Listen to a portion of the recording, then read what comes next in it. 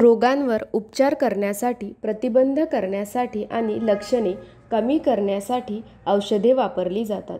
औषधे अनेक प्रकारे काम करतात.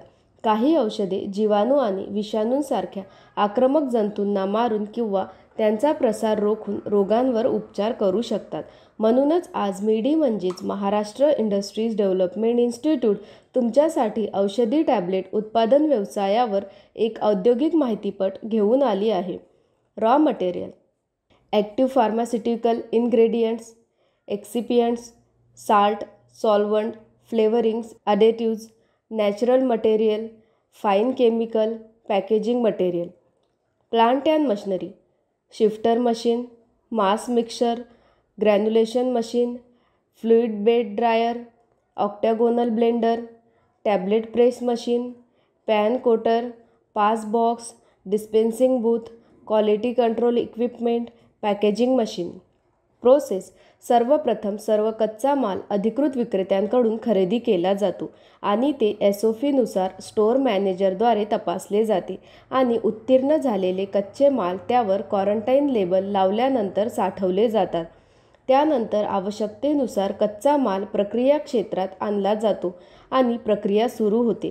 त्यानंतर कच्च्या मालाचे नमुने घेतले जातात आणि डिस्पेन्सिंग बूथद्वारे वजन केले जाते आणि नमुना RM स्टोअरमध्ये साठवला जातो.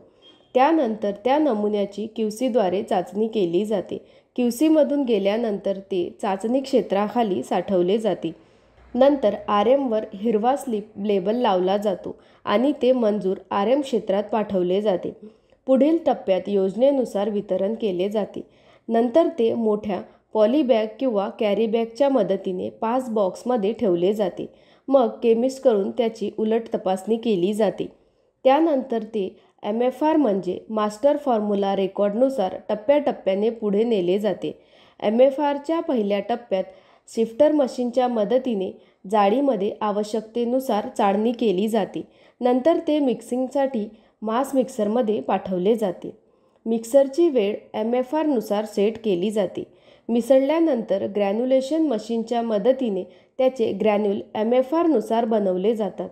नंतर ते फ्लुइड बेड ड्रायरच्या मदतीने वाळवले जाते. कोरडे झाल्यानंतर अष्टकोनी ब्लेंडरच्या मदतीने स्नेहन केले जाते. त्यानंतर ते पॉलिथिन ड्रममध्ये साठवले जाते आणि बॅच नंबर, प्रोसेस स्लिप इत्यादीचा उल्लेख केला आहे आणि एक स्लिप लागू केली जाते.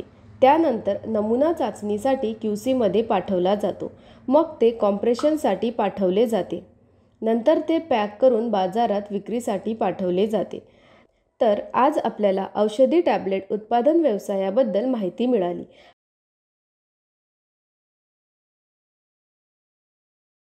हा व्यवसाय सुरू करण्यासाठी तुम्हाला कोणत्याही प्रकारच्या तज्ज्ञांच्या सल्ल्याची आवश्यकता असल्यास तुम्ही स्क्रीनवर दिलेल्या दोन्ही वेबसाईटला भेट देऊ शकता किंवा तुम्ही या क्रमांकावरही संपर्क करू शकता. अशा नवीन व्यवसाय कल्पनांसाठी आमचे YouTube चॅनल मेडी उद्योग विश्वला सबस्क्राईब करा आणि नोटिफिकेशन बेलवर क्लिक करा. व्हिडिओ आवडल्यास लाईक, कमेंट आणि व्हिडिओ शेअर करायला विसरू नका.